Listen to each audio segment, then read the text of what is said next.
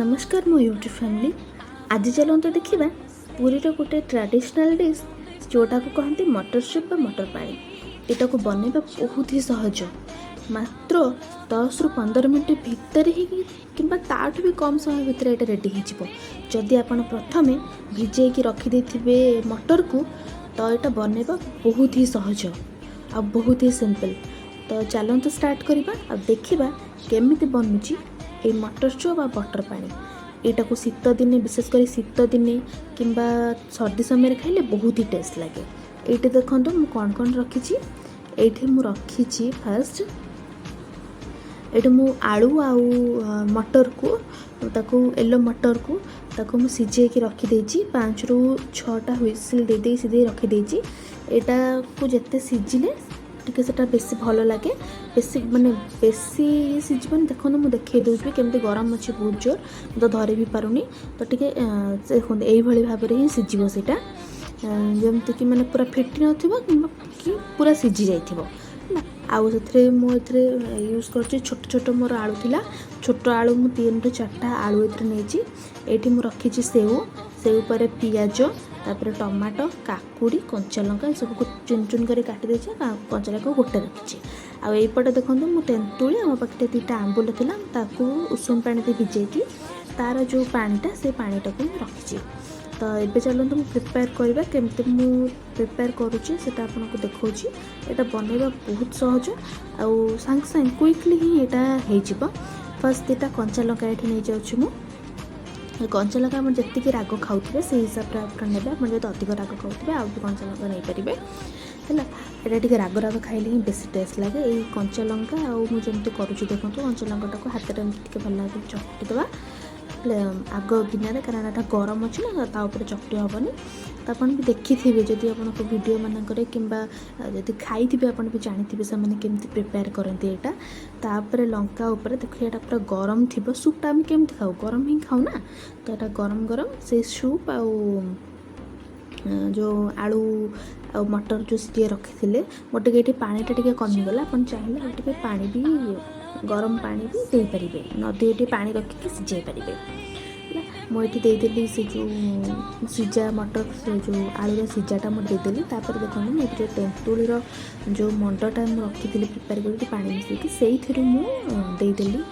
जी आप खटा खाऊे से हिसाब से आप देते। मुझे केवल तेंतुली कि आंबुल को भिजे रखी लुण पकईनी जेहेतु मु मटर आलू लुण पकईकि रखी। तो से तेंतुली मु लुण पकईनी। तापर देखो मुझे छोट खटा जो पियाज रखी से पियाज को ये पकईदेली। आप टेस्ट हिसाब से आप कम बेसी बालांस करेंगे एटा किसी भी प्रॉब्लम ना। तापर छोट कटा टमाटो आप जब चाहूँ आप किसी स्किप करने स्किप भी करेंगे। काकुड़ी काकुड़ी ये मुझे रखी चुन चुन कटा काकुड़ी मुझे रखीदेली। तापर जो सेवटा को रखी से सेवटा को आम पछे ऐड करवा सेटा को से देदेली से कौन कहले आग सगी सगी जो पानी पूरा बतुई तो सेटा भल टेस्ट हेनी। ये देखो मुझे कौन भजा जीरा गुंड यहाँ को आप निश्चय ऐड करेंगे से बहुत ही टेस्ट हे बहुत भल फ्लेवर आसो। भजा माने जीरा आउ सुखिला लंकार जो भाजिक रखते जोटा डालमा प्रिपेयर करते सेटा। तापर ये देखो मुझे रखीदेली किसी चाट मसला ना चाट मसला आप आमचूर पाउडर भी देखो आमचूर पाउडर भी देखो आमचूर पाउडर भी से ऐड कर चाट मसला आमचूर पाउडर ये देदेबा। तापर अपन पाखे जब बीट लुण भी थी आप बीट लुण भी ऐड करेंगे। मुझे बीट लुण भी ऐड कर देखो बीट लुण भी मुझे ऐड कर आपण निज हिसाब से आप चाहिए लुणटा को कम बेसी भी करेंगे किसी असुविधा ना। जार जी राग दरकार जार जी लुण दरकार यहाँ गोटे एमती डिश आपण मुझे तेंतुली भी देखो ऐड कली पछरे। तापर जो सेवटा को रखी से सेवटा को तापर पकईदवा बास एतिकी आउ किछि भी से ना। जो सेवटा को रखीदे से सेवटा को ऊपर ही पकईदे पछरे पकड़े सगी सगी हो।